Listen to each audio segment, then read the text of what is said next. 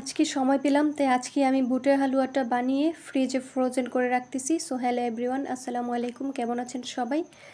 আমি Sweety blog. So আরও একটি ভিডিও নিয়ে হাজির হলাম আপনাদের সবার সামনে। আশা করছি আমার আজকের ভিডিওটি ভালো লাগবে। ভালো লাগলে অবশ্যই লাইক কমেন্ট শেয়ার করবেন। যারা নতুন অবশ্যই চ্যানেলটিকে সাবস্ক্রাইব করে দিবেন।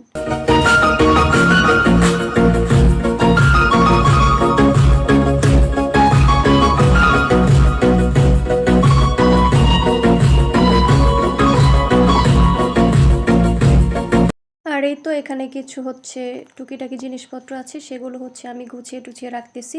এখানে 3 রকমের খেজুর আছে। সো সেটি আমি আপনাদেরকে দেখাচ্ছি। যে একটা হচ্ছে লম্বা টাইপের, আরেকটা হচ্ছে একটু গোল, আরেকটা হচ্ছে মানে লম্বাও না গোলও না এরকম টাইপের, সেটাই আমি দেখাচ্ছিলাম আপনাদেরকে। আর এখানে হচ্ছে ডিম আছে, ডিমগুলোকে চালনিতে রাখতেছি।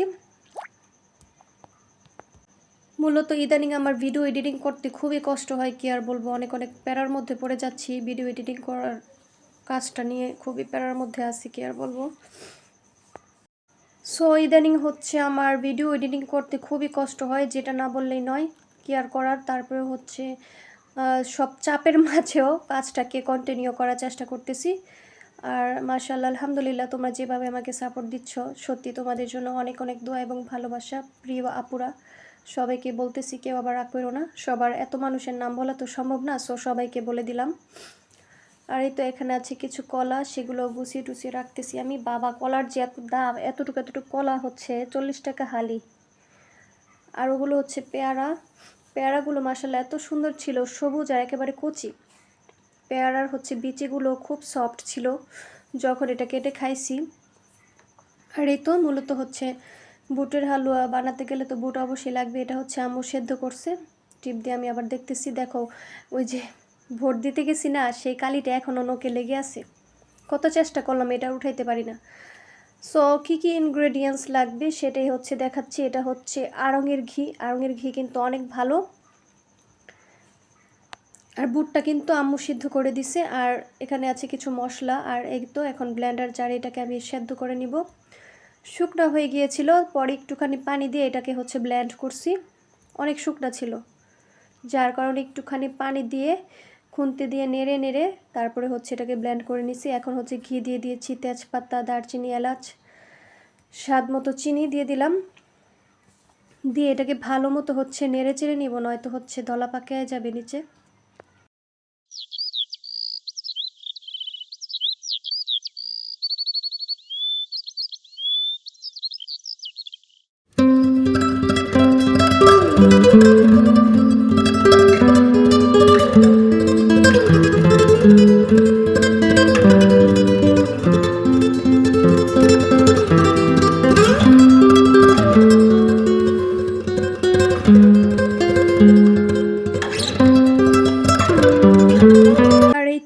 কিছুটা নারকেল দিয়ে দিল এখানে। আমার কাছে নারকেলটা না দিলেই ভালো লাগে বুটের হালুয়া, বাট আম্মু বললো যে দিতে, তাই দিলাম। এই তো হালুয়াটাকে ঢেলে নিয়েছি। এখন ওপর দিয়ে কিছুটা ঘি দিয়ে আমি সুন্দর মতো এটাকে সেট করে নিচ্ছি, যেন আমি সুন্দর মতো এটা কাটতে পারি পিস পিস করে। তাই ঘিয়ের ফ্লেভারটা এত ভালো লাগতেছিল যখন এটা আমি এটা উপরে দিচ্ছিলাম। ঘিটা খুব সুন্দর একটা স্মেল আসতেছিল নাকি।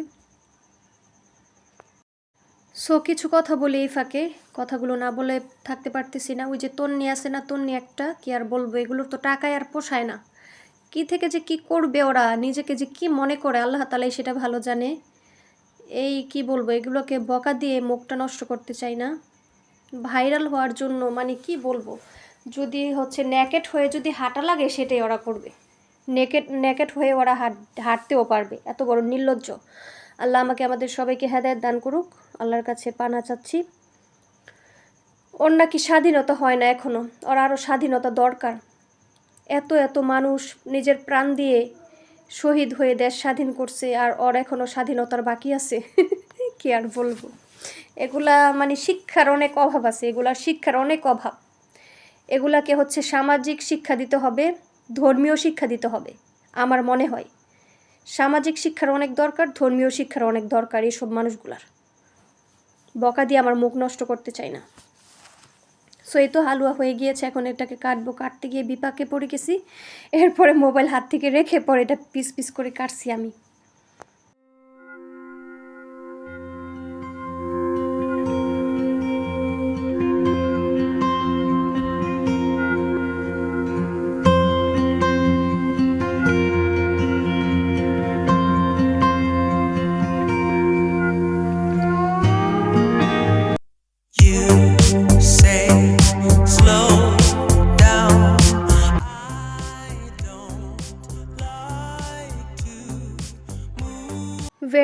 ইন্টারেস্ট এই জিনিসটা আমার ফার্স্ট দেখলাম আমার লাইফে, আমি সরাসরি এখানে হচ্ছে মুড়ি ভাজতেছে। দিস অ্যামেজিং অ্যামেজিং, কি আর বলবো, এটি অসাধারণ।